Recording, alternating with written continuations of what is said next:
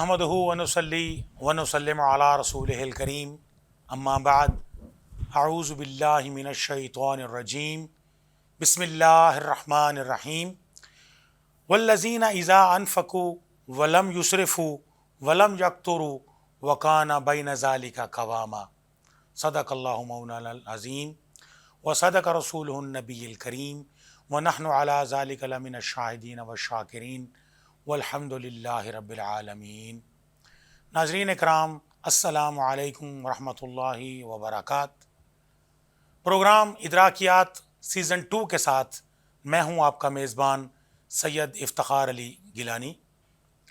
नाज़रीन, अल्लाह तबारक व तआला कुरान मजीद फ़ुरक़ान हमीद की सूरत अल फ़ुरक़ान में इरशाद फरमाते हैं कि जब वो खर्च करते हैं तो ना फजूल खर्ची करते हैं और ना ही कंजूसी करते हैं, बल्कि वो मियाना रवी इख्तियार करते हैं। नाज़रीन, आज के हमारे प्रोग्राम का मौजू है मज़हबी और समाजी बेएतदालियाँ। नाज़रीन किराम, एतदाल और तवाज़ुन वक्त की अहम ज़रूरत है। इस अहम मौजू पर गुफ्तगू करने के लिए हमारे स्टूडियोज़ में मौजूद हैं मुमताज़ आलिम दीन, मारूफ मजहबी स्कॉलर, मुमताज़ माहिर तालीम, मोहतरम जनाब प्रोफेसर डॉक्टर मोहम्मद माविया जलंधरी साहब, असिस्टेंट प्रोफेसर शोबा उलूम इस्लामिया ISP मुल्तान। अस्सलाम वालेकुम डॉक्टर साहब। वालेकुम अस्सलाम। डॉक्टर साहब, सबसे पहले तो मैं आपको स्टूडियोज़ में खुश आमदीद कहता हूँ और एक अहम मौजू के साथ आप स्टूडियोज़ में तशरीफ़ लाए।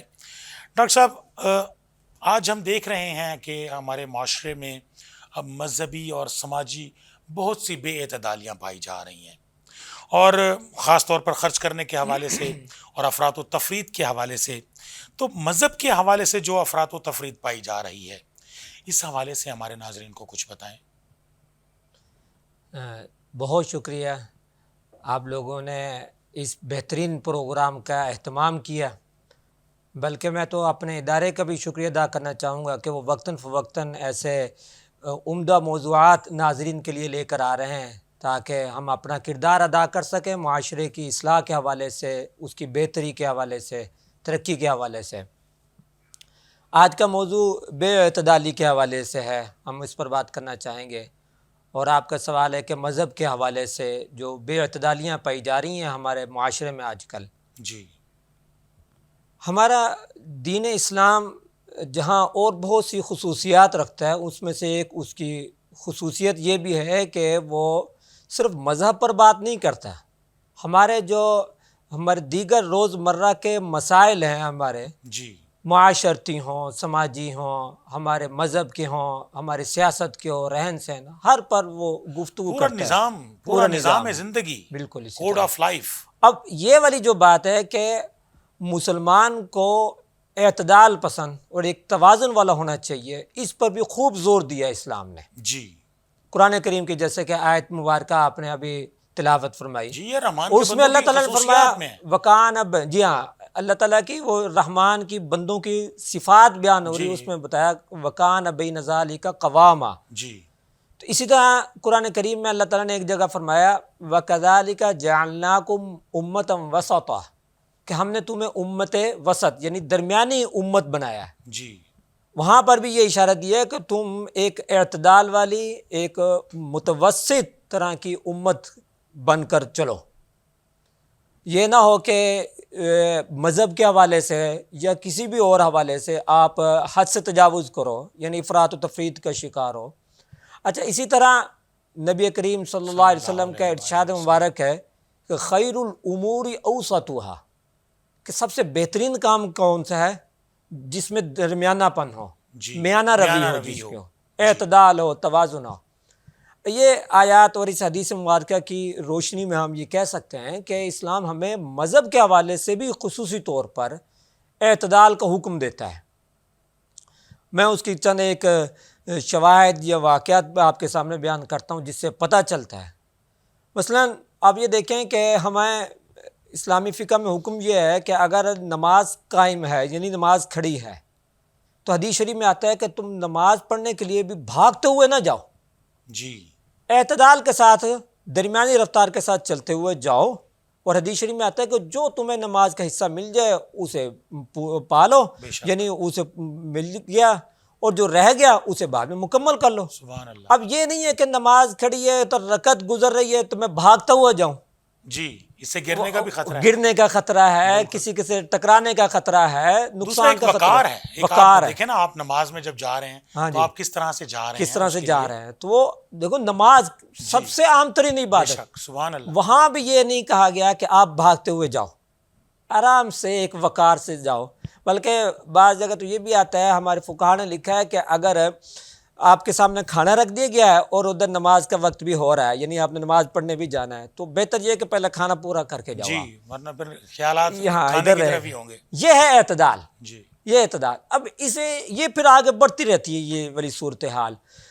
مثلا اب مذہب کے حوالے سے ہمارے ہاں جو معاشرے میں ایک بہت زیادہ اور خرابیاں پائی جا رہی ہے, اس میں ایک عقیدت والا مسئلہ بھی ہے. جی ہم کسی شخصیت کے ساتھ ایک عقیدت کا ایک فیلنگ رکھتے ہیں, تو وہاں پر بھی ہمیں اعتدال لازمی ہے. یہ نہیں ہے کہ ہم اعتدال سے تجاوز کر جائیں, وہ پھر عقیدت نہیں رہتی, وہ اندھی تقلید ہو جاتی ہے.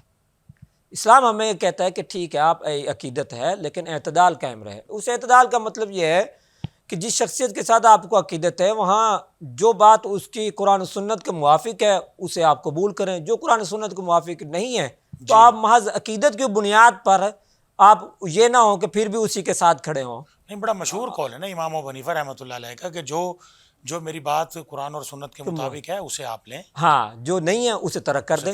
بالکل ایسے ہی یہ اعتدال. فقہائے کرام نے بالکل ان کی تعلیمات بھی یہی ہیں, صوفیاء کی تعلیمات بھی یہی تھی, فقہا کی تعلیمات, صحابہ کرام کی تعلیمات یہی تھی. اب آپ اندازہ کریں کہ صحابہ کرام سے سوال ہو جاتا تھا, خاص طور پر وہ صحابی جب وہ امیر المومنین ہیں جیسے حضرت عمر فاروق کا واقعہ, ان سے سوال ہو گیا تو وہ حضرت علی رضی اللہ تعالیٰ عنہ دیکھیں عدالت میں پیش ہو رہے ہیں. یہ وہاں توازن قائم تھا, وہاں اعتدال تھا. اس لیے ہمیں وہ ہمارے اسلام کا سنہری دور آج بھی مانا جاتا ہے, ہم سمجھتے ہیں. بے شک. اچھا تو تقلید میں یہ عقیدت میں نے بات کی, اس میں ایک اور بات بھی میں کرتا چلوں.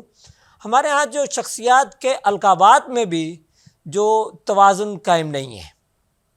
شخصیات ہے نا ہمارے ہاں اشتہار بازی میں, یہ اعلان میں, اس شخصیت کا جو نام ہوتا ہے وہ بڑی 2 لائن 3 لائن کے بعد جا کے آتا ہے, اس سے پہلے کتنے زیادہ ان کے القابات ہوتے ہیں. بالکل وہاں بھی ہمیں توازن کی ضرورت ہے. اب ہر ایک بندہ جس کا کسی کے ساتھ ایک تعلق ہے یا اس کی عقیدت ہے تو وہ اس کو حجت الاسلام کہہ رہا ہے, کسی کو شیخ الاسلام کہہ رہا ہے, کسی کو مفتی اعظم کہہ رہا ہے.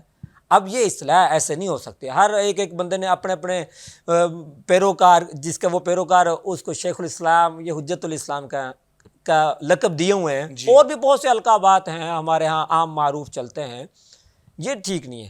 آپ نے دیکھا ہے حدیث مبارکہ کی جو کتابیں ہیں اس میں کیا آتا ہے, ان علی رضی اللہ تعالیٰ عنہ قال قال رسول اللہ صلی اللہ علیہ وسلم. صرف حضرت بھی نہیں, کوئی لقب نہیں, تمام صحابہ کا ہمارے حدیث کی کتابوں میں یہ نام ہے.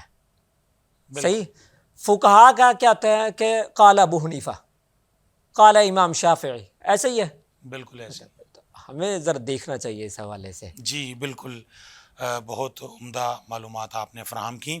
ایک اور آپ سے سوال کرنا ہے کہ معاشرے میں جو بے چینی ہمیں نظر آ رہی ہے اور ہم دیکھ رہے ہیں کہ توازن اور اعتدال ہمیں نظر نہیں آ رہا, تو اس کی کیا وجوہات آپ کی نظر میں کیا ہیں؟ وہاں بھی معاشرتی حوالے سے تو سب سے اہم ترین پوائنٹ جو اس میں نقطہ ہے, سب سے اہم ترین, وہ خرچ کے حوالے سے ہے. جی ہمارے ہاں جو معاشرے میں بہت زیادہ بے چینی پریشانی ہے, اس میں ہم یہ بھی سمجھیں کہ ہمارے ہاں بھی خرچ میں میانہ روی نہیں ہے. اور جو آیت بھی آپ نے تلاوت کی تھی کہ والذین اذا انفقوا لم یسرفوا ولم یقتروا, کہ وہ جب خرچ کرنے کا معاملہ ہوتا ہے وہاں اعتدال ہے.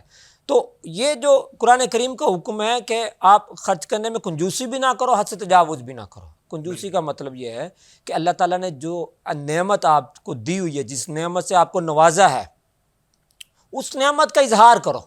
بالکل یہ ضروری ہے کہ اللہ تعالیٰ نے جو آپ کو جتنا مال دیا ہوا ہے اس کا اظہار کرو, یعنی اتنا ہی اسی مطابق خرچ کرو. بالکل. اب اس سے نیچے آپ آؤ گے تو یہ کنجوسی ہے. اس کو یوں بھی کہہ سکتے ہیں کہ جہاں جتنا خرچ کرنے کی ضرورت ہے وہاں اتنا بھی آپ خرچ نہیں کر رہے تو یہ کنجوسی ہے. جی اچھا, جہاں جتنا اللہ تعالیٰ نے دیا ہوا ہے اس سے زیادہ بڑھ کر آپ خرچ کرنے جاؤ, اس سے زیادہ بڑھ کر آپ خرچ کرنے جاؤ، آپ کی استطاعت نہیں ہے، آپ اپنی چادر دیکھ کر پاؤں نہیں پھیلا رہے ہو، اس سے زیادہ جا رہے ہو. یعنی ہم دیکھ رہے ہیں ہمارے معاشرے میں جو مجھے نظر آ رہی ہے کہ اپنے سٹیٹس کو مینٹین رکھنے کے لیے قرض پہ قرض لیا جا رہا ہے، اور وسائل اتنے ہیں نہیں، اور پھر بندہ پریشان ہوتا ہے کہ یار اب یہ جب قرض ہوا آپ سے قرض مانگتے ہیں تو اس وقت بندہ پھر پریشان ہوتا ہے کہ اب میں اس کو کیسے ادا کروں، اور کہتے ہیں کہ سٹیٹس کو مینٹین رکھنا ہے. کیا خوب بات کی آپ نے یہ قرض کے حوالے سے. جی ہاں، اسی لیے ہماری اسلامی شریعت میں قرض کو اتنا اچھا نہیں سمجھا جاتا، اور یہی وجہ ہے کہ اسلام نے کہا ہے کہ انسان جب دنیا سے رخصت ہو جاتا ہے اس کے سارے گناہ معاف ہو سکتے ہیں، قرض معاف نہیں ہے. وہ کیوں یہ ڈرایا گیا ہے؟ یہ ڈرایا کیوں گیا ہے کہ وہ حتی الامکان زندگی میں رہتے ہوئے، زندگی گزارتے ہوئے قرض لینے سے اجتناب کرے. کوشش وہ کرے کہ جتنے اس کی آمدنی اسی میں خرچ کرے. اس میں ایک ہمارے ایک دانشور بھائی نے ایک بڑی مزے کی بات کی. اس نے کہا کہ آپ جب کوئی چیز خریدنے جائیں، آپ جیسے کہ سیل فون، موبائل خریدنا ہے، آپ نے نیا فون خریدنا ہے، آپ یہ دیکھیں کہ یہ ایک فون خریدنے کی میرے پاس کیپیسٹی ایٹ اے ٹائم 2 دفعہ کی ہے. مطلب ایک دفعہ میں نے خریدا ہے اور فرض کرو اگلے دن ہی وہ لاسٹ ہو گیا، کچھ بھی اس کا مسئلہ بن گیا خدا نخواستہ، دوبارہ میں انہی دنوں میں خرید سکتا ہوں؟ اگر تو یہ والی کیپیسٹی، یہ استطاعت ہے تو پھر تو آپ وہ خرید سکتے ہیں، پھر آپ خریدیں. اگر یہ نہیں ہے تو اس کا مطلب یہ ہے کہ آپ اپنی استطاعت سے آگے نہیں کر رہے ہیں. واہ. تو اس لیے ہمیں یہاں پر میانہ روی کرنی. تو خرچ میں ہمارے میانہ روی ضرور ہو، اور اس میں میانہ روی میں یہ بھی دیکھنا چاہیے کہ کنجوسی سے بھی بچنا ہے اور اسراف سے بھی بچنا ہے. اسلام یہ کہتا ہے کہ اپنے بیوی بچوں پر خرچ کرنا یہ صدقہ ہے. جی، آپ بیوی بچوں پر خرچ کریں، اور وہاں پر جتنی استطاعت ہے آپ کے، اس میں بھی جو آپ کی ضرورت ہے. اور وہاں پر ٹھیک ہے، کبھی کبھی آپ نے بچوں کو خوش کرنے کے لیے جیسے آؤٹنگ ہوتی ہے، یا کبھی آپ پیزا وغیرہ کھا رہے ہیں، وہ ٹھیک ہے، وہ آپ اپنی استطاعت کے حساب سے چلیں. جی. اچھا، خرچ کے علاوہ، جو خرچ ورچ کے علاوہ، اس کے علاوہ ہمارے ہاں معاشرتی حوالے سے جو رہنا سہنا ہے، رہن سہن، اس میں بھی اسی چیز کا ہی خیال رکھا جانا چاہیے کہ ہمارے پاس میانہ روی ہو. مثلا کہ پہننے کے حوالے سے پہناوا ہمارا کیسا ہو، یا لوگوں کے ساتھ تعلقات کے حوالے سے، ضروریات میں آتی ہیں. خاص طور پر میانہ روی میں یہ اعتدال میں لوگوں کے ساتھ تعلقات کے حوالے سے بھی، لوگوں کے ساتھ تعلقات کے حوالے سے بھی ہم میانہ روی اگر اختیار کریں گے تو ہم بہت سی پریشانیوں سے بچ جائیں گے. اس حوالے سے بھی ہمیں یہ سوچنا چاہیے. بہت بہت شکریہ محترم جناب پروفیسر ڈاکٹر محمد معاویہ جلندری صاحب، آپ ہمارے پروگرام میں تشریف لائے اور مذہبی اور سماجی بے اعتدالیوں پر آپ نے بڑی سیر حاصل گفتگو فرمائی. آپ کی تشریف آوری کا بہت ممنون. انشاءاللہ آپ سے مزید اور پروگرامز بھی ہم کروائیں گے اور اس میں یہ گفتگو کا سلسلہ جاری رہے گا ضرور انشاءاللہ. ناظرین کرام، مذہبی اور سماجی بے اعتدالیاں آج کا موضوع تھا. محترم جناب پروفیسر ڈاکٹر محمد معاویہ جلندری صاحب، اسسٹنٹ پروفیسر شعبہ علوم اسلامیہ، institute of southern Punjab Multan, آج کے ہمارے معزز مہمان تھے، اور آپ نے اس پر خوب سیر حاصل گفتگو فرمائی. ناظرین، ہماری شریعت نے جن چیزوں کو بہت زیادہ آسان کیا، آج ہمارا معاشرہ ان چیزوں کو بہت زیادہ مشکل بنا رہا ہے. اس میں مختصر اگر بات کروں تو ایک تو ہمارے جو شادی بیاہ کے جو رسوم و رواج ہیں، شریعت نے اس کو اتنا آسان بنایا ہے کہ آپ اس کو مسجد میں نکاح کریں، ایجاب قبول ہو. ہم نے اس کو بہت زیادہ بہت بڑھا دیا. اسی طرح فوتگی کے حوالے سے شریعت یہ کہتی ہے کہ جس کے گھر فوتگی ہوتی ہے اس کے گھر 3 دن کھانا نہیں بنے گا، ہمسائے رشتہ دار اس کے گھر کھانا پہنچائیں گے. لیکن ہم نے اس کو بھی اتنا زیادہ مشکل بنا دیا کہ جس کے گھر فوتگی ہوئی ہے وہ بیچارہ دیکھیں ہزاروں لاکھوں روپے خرچ کرنے پر مجبور ہو جاتا ہے. تو لہٰذا اسی وجہ سے ہمارے معاشرے میں بے اعتدالیاں ہیں. اگر ہم میانہ روی اختیار کریں گے تو ہماری زندگی بہت آسان ہو جائے گی. میں امید کرتا ہوں آپ کو یہ پروگرام بہت پسند آیا ہوگا. تو انشاءاللہ ایک اور نئے موضوع کے ساتھ آپ کی خدمت میں ایک بار پھر حاضر ہوں گے. اس وقت تک کے لیے اپنے میزبان افتخار علی گیلانی کو اجازت دیجیے. اللہ حافظ.